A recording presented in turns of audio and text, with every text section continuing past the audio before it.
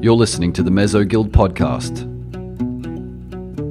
بس أنا لازم أحسه الأول عشان أقوله. 아직 나의 어색한 한국말이 짤따рат하고 지적하지 말아주세요. Я хочу с тобой серьезно поговорить. Really good news, Farragut. No, I can quit this Modena, so here, sure. Language learning, made simple. What does it mean to you to be fluent in a language? I've attempted to answer this before in the past.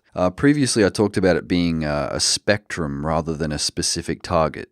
In other words, the correct question is not, are you fluent, but how fluent are you?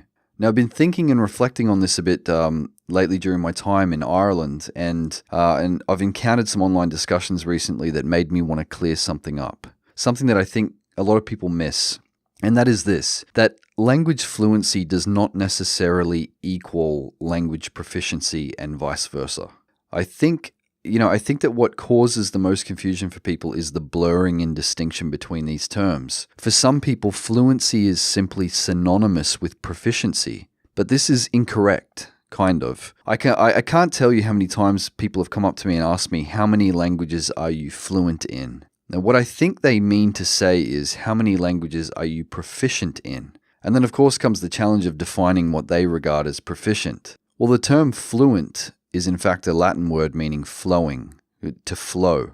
In language acquisition circles, academic circles, at least originally, it refers to the speed or the smoothness at which a foreign language travels out of a person's mouth. You know, how well do they speak? How flowingly do they speak? Proficiency, on the other hand, refers to skill level, how much you actually know and are able to use. So you might have an incredibly high level of language proficiency, a really large vocabulary, a strong grasp of grammar, an advanced reading level, and yet have terrible fluency when you speak. You're slow to produce speech and get words out, or you have an impeded pronunciation. Likewise, you may have encountered people before who are quite fluent at speaking, yet aren't overly proficient. Now, I realize it may sound like I'm playing with semantics, but I think this is really important to grasp. So I've often tried to simplify my own definition of fluent this way, being able to use target language to acquire more target language. In other words, if you're unable to discuss a topic in your target language, but your proficiency level is high enough that you can elicit more target language without reverting back into English, then you're entitled to say, I speak language X. In other words, foreign language autonomy. You don't need to come back to your native language. For me, this is the point at which I personally decide whether or not a person is able to speak a language or not. You don't need to be able to discuss advanced topics like economics, but you need to be able to elicit the language necessary to talk about those topics if need be. Does that make sense? I've referred to this as fluent, quote unquote, in the past. But as I've been reflecting more on this topic recently, I've decided that I'm not really going to use this term anymore in this context. I think it's important to reserve fluency as a grade for spectrum, or spectrum, for one's speed or smoothness of speech, and to strictly use proficiency to refer to one's ability to use a language. That way we can avoid a lot of confusion. The inevitable questions that follow are two separate and inevitable questions. How fluent are you and how proficient are you?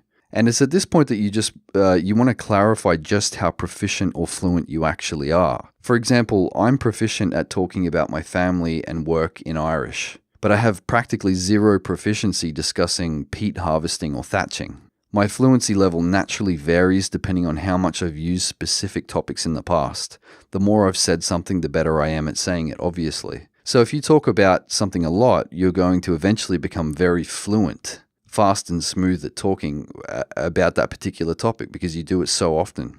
If you've never talked about a topic before and someone asks you about it, you're going to be less fluent on that particular topic even if you have the proficiency to talk about it. So I prefer to grade both proficiency and fluency in terms of what you can actually achieve with the language and on which topics, rather than obscure leveling like A1, B2, C1. What can you actually accomplish and how well can you do it? Of course, fluency and proficiency can overlap and to a large extent depend on each other. The more proficient you are on a topic, the more likely you are to have an equivalent fluency level. In the same way, you cannot be very fluent unless you have the proficiency first. So I hope this brief reflection makes sense. Thanks, guys.